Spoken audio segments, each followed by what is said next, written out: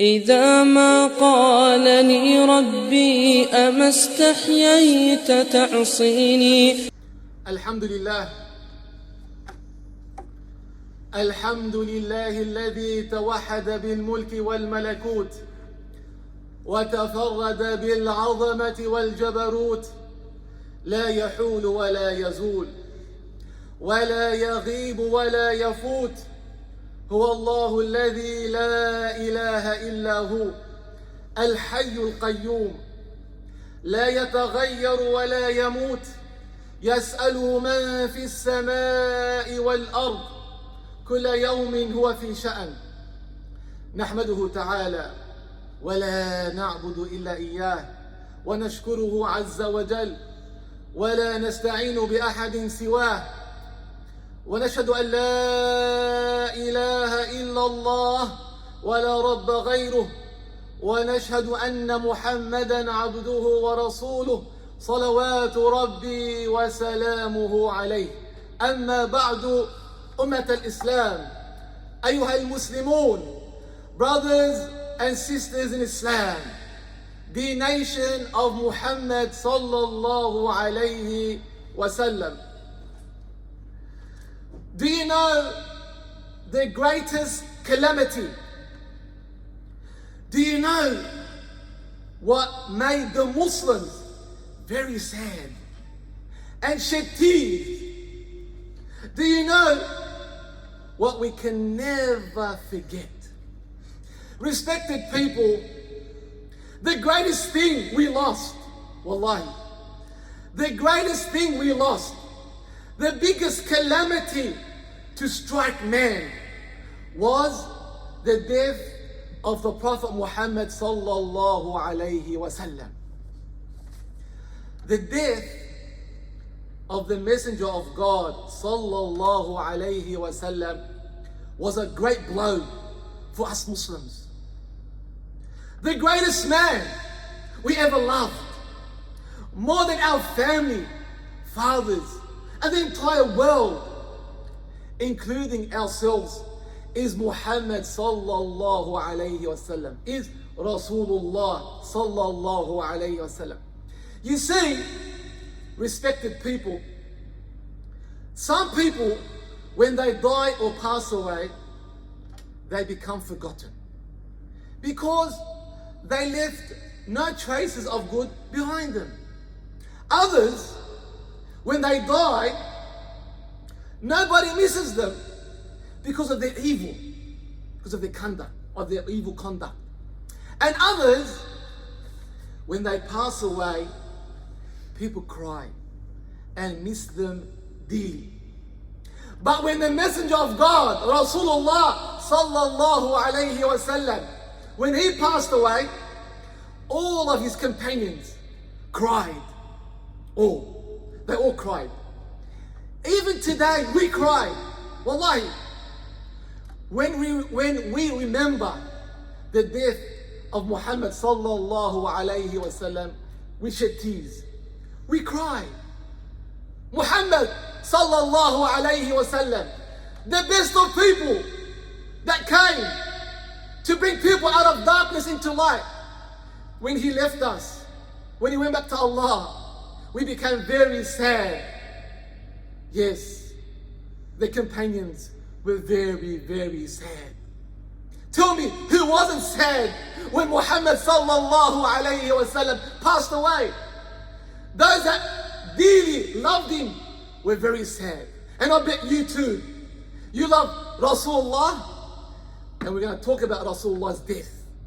And wallahi, the love that you have for Muhammad, when you hear about his death, you will cry. You will feel sad. You will feel upset because he's gone and left behind a great religion. The companions, when they heard the news of the passing of the Prophet sallallahu alayhi wasallam, they became very sad. They were shocked. They became bewildered and confused. Rasulullah, he passed away? He's gone? How? The companions would ask. He was with us. We used to see him. We used to pray with the Prophet ﷺ. We used to eat. He advised us. He was very humble and passionate. He said good words to us. He loved us. And Rasulullah is gone. They become sad and upset. It was only seconds. It was only seconds. Then the Prophet ﷺ was gone. It was only seconds. And the Prophet ﷺ departed this world. Let's go back and live this moment with the Prophet of God sallallahu alayhi wasallam. Maybe this will shake our hearts and remove the dust that's covering it. Let's go back and live the final moments, live the final days with our beloved Messenger Muhammad sallallahu alayhi wasallam. Why? Why? So we don't get too upset. If we've lost a family member, maybe some of you have lost your father or your mother or your brother or someone dear that you love. If you have so, then don't get so upset because we've lost someone greater than that. And that is Rasulullah sallallahu alayhi wa sallam. It's a calamity losing your father or your mother or someone that you love. And it's a greater calamity losing the Prophet of God sallallahu alayhi wa sallam. Hopefully, when you hear the death of the Prophet sallallahu alayhi wa sallam, your pain will ease. The poet said, يقول الشاعر يقول اصبر لكل مصيبة وتجلدا واعلم بأن المرء غير مخلد وإذا أتتك مصيبة تجى بها فاذكر مصابك بالنبي محمد. The poet said, be patient when calamity strikes and have self-control. For verily, a person will never live forever. And if, when calamity strikes you, you become sad, then remember the calamity when your Prophet Muhammad sallallahu alayhi wasallam died. His words. My fellow Australians and respected people, let's live these final moments with the Prophet Muhammad sallallahu alayhi wasallam. Maybe this way you'll feel a bit humble. Maybe your heart will become a bit soft. Huh? On Wednesday, وما أدراك يوم الأربعاء. And what is Wednesday? Wednesday, what is Wednesday? Wednesday was the day when Muhammad sallallahu alayhi wasallam felt a headache after returning back from a janazah. After the Prophet sallallahu alayhi wasallam witnessing the burial of one of his companions, while he was walking back, he felt a headache. While walking back, he felt a headache. Suda. He felt also a little hot, a fever. And the signs of fatigue was seen or apparent on the Prophet Muhammad sallallahu alayhi wasallam after coming back from the janazah. His fever stayed with him for a few days. This sickness was the beginning stages, and he, the messenger of God, knew that his sickness would get worse. He knew that. All this was because of a cooked meat that had poison in it. Poison. A Jewish woman on the day of Khaybar, the 7th year, presented the Prophet Muhammad sallallahu alayhi wasallam with some meat he ate, which had poison in it. It had poison.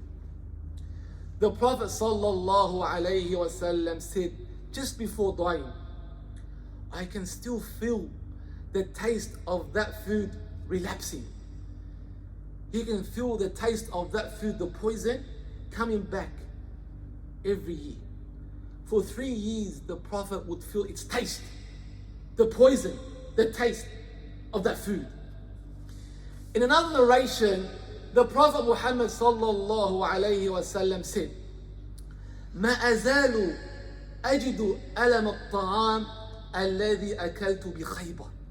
He said, I can still feel the pain of that food which I ate on a day of Khaybar. And he felt it in his stomach for 3 years. So therefore, respected people, we can say that the Messenger of God died as a martyr, Shaheed. Warab al-Kaaba, the Lord of the Kaaba will tell you. Muhammad died as a Shaheed. He was purposely murdered by the woman, by the poison.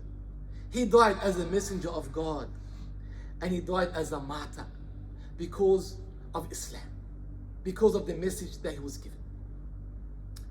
Anyhow, going back to the Prophet's sickness, on Wednesday, 5 days before the Prophet's death, his fever got worse.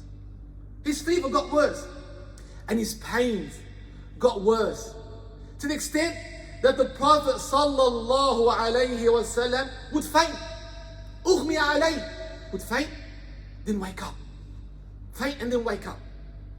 The Prophet sallallahu alayhi wasallam would order that water from different wells be brought to him to rub his face, to wash his face, in order to go out for salat, in order to pray with the companions. So he would walk to the mosque while holding onto Ali at one side and Al-Abbas Ridwanullahi alayhima on the other side. And his head was bandaged. His head was bandaged. Maybe from the humma, maybe from the fever. The companions were very happy to see the Prophet of God when he sat on the minbar. The Prophet, while he was sick, would advise them and remind them of Allah. The Prophet then presented himself to the companions and said, if I have lashed anyone, then here is my back, take your rights. If I have taken anyone's money, then here is my money, take it. If I have defamed anyone's honor, then here is my honor, take it. Take it. Then the Prophet sallallahu alayhi wasallam said to the companions, Allah gave me the choice of choosing between the glitters of this world and what Allah has. So I chose what Allah has, the hereafter. Yani Allah gave the Prophet a choice to choose between dunya and akhirah. So he chose what Allah has, Jannah. Abu Bakr cried. Amongst the companions, only Abu Bakr radiallahu anhu cried. No one knows best. He knew what the Prophet meant with his words. He knew that the Prophet is going to go soon. He understood very clearly what he was saying. He knew that the Prophet is going to die. He's going to depart this world. That's why he cried.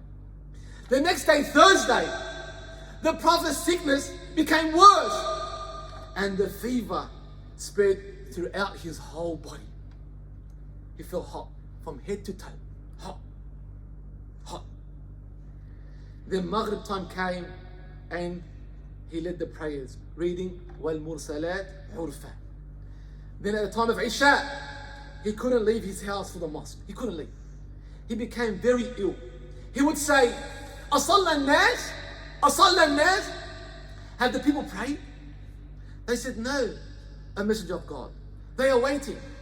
He said, put water in that bucket. So they did. Then he would wash his face. Then when he tried to walk or get up, he would faint. Ughmi alayh, and then wake up again. Then after trying so many times, he was unable to go and lead the praise. So he ordered Abu Bakr radiallahu anhu to pray. We stop here for a second. أقول قولي هذا واستغفر الله لكم فاستغفروه إنه الغفور. بسم الله والصلاة والسلام على نبينا محمد وعلى آله وصحبه أجمعين أما بعد. Brothers and sisters in Islam, the nation of Muhammad sallallahu alayhi wasallam. Come to know, Muhammad ibn Abdullah sallallahu alayhi wasallam was and still is a great man before and after death. قبل الموت وبعد الموت. we are now living the final moments of his life, the final days of Rasulullah sallallahu alayhi wa sallam. Now the companions are very sad and scared for the Prophet of God because they know he's sick. The fever has spread through his body. The Prophet is not feeling so well. The companions did wish that they were sick and not the Prophet of God. They would rather have that. They would rather be sick themselves and not see a shawka with Rasulullah or pricking the Prophet of God. On Saturday, the Prophet felt a little better, much lighter, because when you're feeling sick and you got the fever, you feel heavy. So the Prophet on Saturday felt a little lighter, much better, and was able to lead the Dhuhr prayer. On Sunday, the Prophet of God set free all his servants. All his servants, he set them free and gave his money away. Sab'a dananir, he gave it away, and his weapons was given to the Muslims. Then on Monday, while the companions were standing behind Abu Bakr in Fajr prayer, the Prophet uncovers the curtain. On Monday, when the companions are praying Fajr and Abu Bakr is leading, the Prophet Muhammad sallallahu alayhi wasallam uncovers the curtain and he looks at them all and he smiles and he laughs. He smiles and he laughs. Then after that, the curtain goes back down. The Prophet, when he uncovered the curtain and looked at the companions saw him. The companions saw him looking at them. The companions were happy when they noticed the Prophet sallallahu alayhi wasallam looking at them. They became happy. And his face was like the moon, full of nur.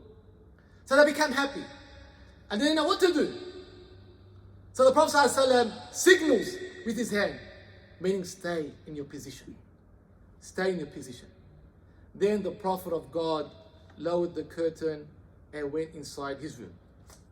Here, the companions, Ridwanullahi alayhim, thought that the Prophet was well again. They thought the Prophet was good now. Shufia. They thought the Prophet was well because he uncovered the curtain, he looked, he smiles, and then draws it back down. So they thought that the Prophet is good now. But they did not know that this was his final look. That was the Prophet's final look towards the companions and Abu Bakr. He was giving his farewell look to his companions.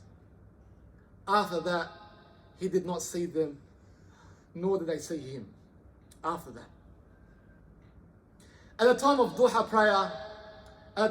prayer, before noon, the Prophet calls Fatima, his daughter, anha, and says to her words that made her laugh and cry. When they asked her what the Prophet said after the Prophet dying, they asked her, what did the Prophet say to you? ماذا قال الرسول? She said, the Prophet said to me, I will depart this world while I am in this state of sickness. I will go back to Allah while in this state, while I'm sick. So I cried, she said. Then he said to me, you will be the first from my family who will follow me. So I laughed. She'll be the first one to follow him in Jannah on resurrection day. So she laughed. Then the Prophet of God sallallahu alayhi wasallam called for Al-Hasan wal-Hussein, both his grandchildren, and commanded that they be treated nicely. وَأَوْصَى بِهِمَا خَيْرًا. He commanded the people to treat them nicely. Then the messenger of God sallallahu alayhi wasallam called his wives to come. All of them. Then when they arrived, he advised his wives and reminded them of Allah. He reminded his wives of Allah and advised them. After this, the Prophet's pain became more strong and worse. It wasn't getting any better at all. And Fatima is there watching her father, the messenger of God, a great man.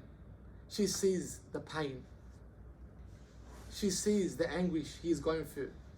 And she looks at her father and says, Wa karba abata, wa karba abata. What anguish are you going through, O father?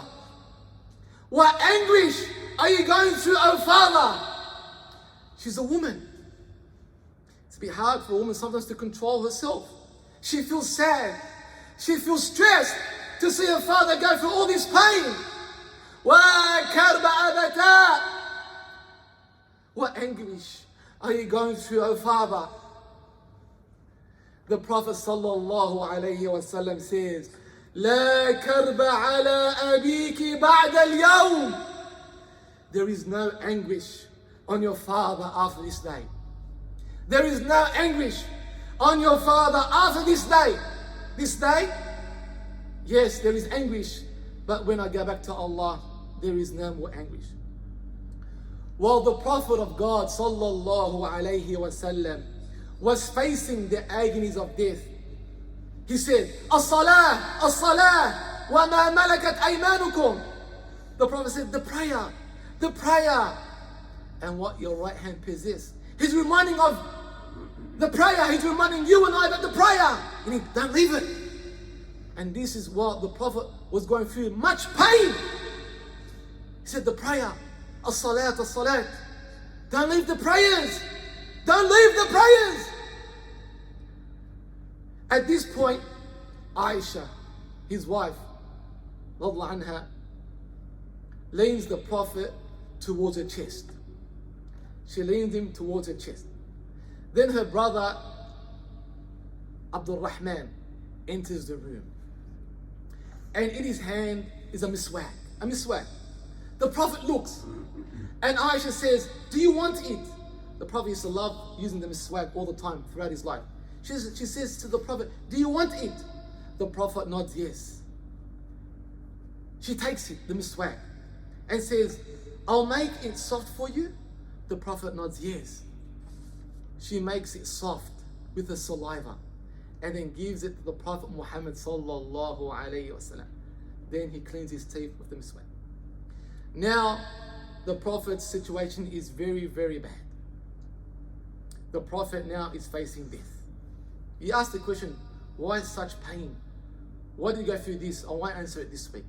There's excellent words from the scholars in regards to why messengers go through much pain.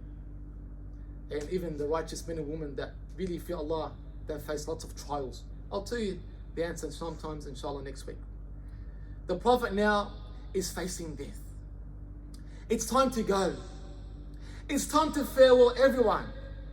It's time to go, to leave his wife Aisha and his other wives too. It's time to leave Fatima radiallahu anha, the greatest woman, one of the greatest women. It's time to leave Abu Bakr radiallahu anhu and Umar. It's time to leave the hujra, the room where he used to sleep in. It's time to leave the companions. It's time to go. The Prophet sallallahu alayhi wasallam dips his hand in some water from a bucket near and wipes his face and rubs his face and says, La ilaha illallah, inna lil mawti la sakarat. La ilaha illallah, inna lil mawti la sakarat. He says, there is no God but Allah. There is no God but Allah. Verily, there is agony of death. Then he said, sallallahu alayhi wasallam, fi rafiq al-a'la, to Allah, the Most High. The Prophet sallallahu alayhi wasallam is now gone, is dead. He died in Aisha's house, in her room. He died on her day of visit. He died on her chest. And Allah the Almighty Lord mixed her saliva with his saliva through the miswak before dying. Allahu Akbar. it shows that they are connected in dunya and in the hereafter. His saliva was mixed with her saliva through the miswak, which clearly indicates that they lived a pious life. They were really connected to each other. And more important, they were connected to God. She, Aisha, was connected to Allah. And she was very supportive of her husband. Fatima is there, seeing all this unfold. And when she saw the Prophet dead, she falls onto her father and hugs him. While in great sorrow, she falls onto her husband and hugs him and says, "Oh Father, yeah, oh Father, you answered the call of your Lord. You answered the call of your Lord. Oh Father, Jannatul Firdaus is your abode, is your resting place, is your resting place. Oh Father, to Jibreel, your death is announced. Muhammad is gone." What did he take with him? Sallallahu alayhi wasallam. What did he take with him? What wealth did he take with him? What did he take? He took his deeds. He took with him his great work and left a great religion for you and I to follow. Yes, Muhammad sallallahu alayhi wasallam departed this world. It's a calamity. Ya Allah. His life was all for Allah. His life was all for Allah. Every aspect of life, every facet of life was for Allah. Such a great man he was. Allahumma ahshurna ma'a an-nabi sallallahu alayhi wa sallam.